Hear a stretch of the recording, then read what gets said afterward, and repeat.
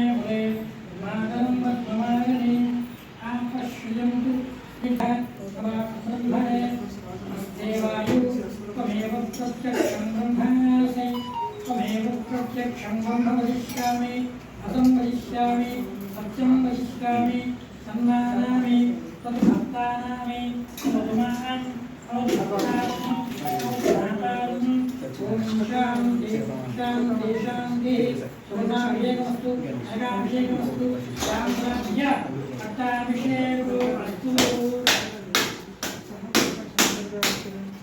हर हर हर हर हर नमः शिवाय च नमः शुम्भवे च नभवे च नमः संगराय निष्ठाय च नमः शिवाय च शिवतराय च हत्याय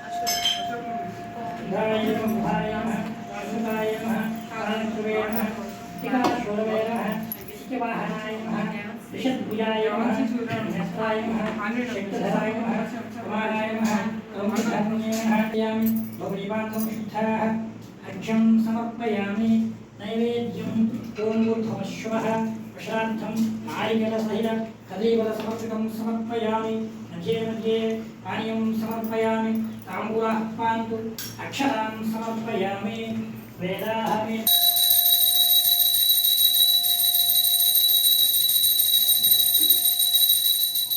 नित्यमङ्गलानि भवन्तु भानुकर्पूर्य नीराजनं दर्शयामि नमः पार्वतीः सुतये हर हर महादेव शम्भो